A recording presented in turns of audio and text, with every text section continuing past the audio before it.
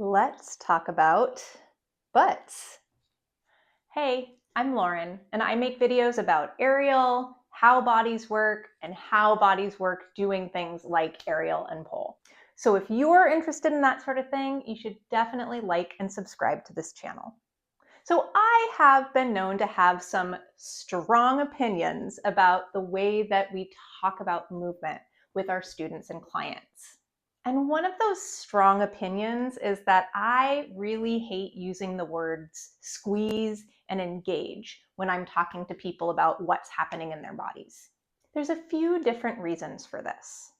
This is an example of internal cueing. An internal cue is a cue that you would give somebody about what they're doing with their body, like engaging a muscle or rotating a bone in a joint. You could also give an external cue, and external cues are generally more about relating yourself to your environment or giving a task or to complete or a job to do. An external cue might be try to touch your foot to the wall or push your foot into the ground to stand up. And generally, external cues are much more effective in teaching people how to do new movements or new tasks, whereas internal cues become more effective as you become a more sophisticated mover.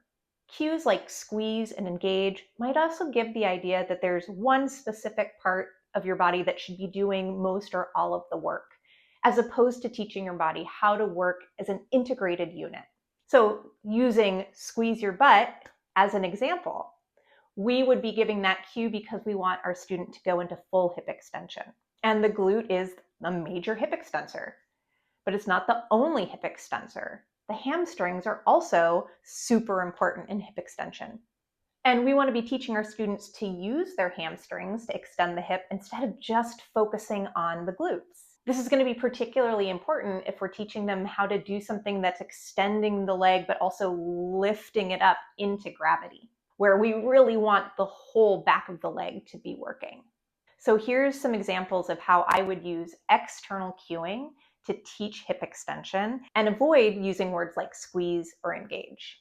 So I like to give people the opportunity to compare and contrast. So if I was teaching somebody about hanging from their knees or doing knee beats, I might take them through something like this. So bring your hands to your hip creases. And first, I want you to start by just squeezing your butt and feel what that feels like. And then relax it. And then I want you to think about trying to flatten the front of your hips and press them into your hands. When I do this, it feels different to me, and I can feel more work all the way through the back of my leg instead of feeling it just in my butt. Now I want you to flatten your hips and press them into your hands, and also think about almost like if you were trying to turn out and allowing your thighs to rotate away from each other just a little bit. To me, this takes me into the deepest and fullest engagement, and I can really feel the whole back of my leg and glute working. The glutes are going to work. We've also got this fan favorite, child's pose end range hip extension here. And here I could do this by squeezing my butt.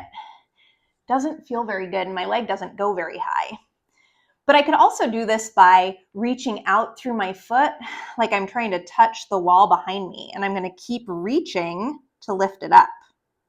And when I do that, my leg goes much higher. It feels easier. And again, I feel the whole back of my leg working instead of just my butt.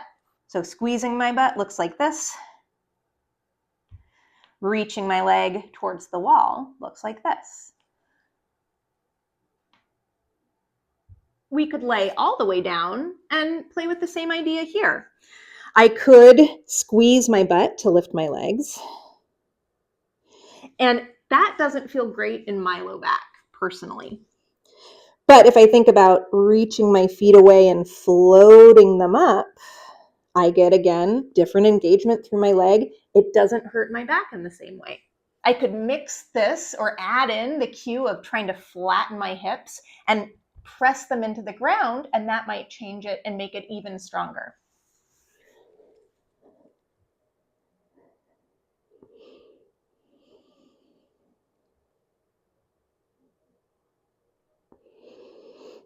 Circus, aerial, and pole are hard.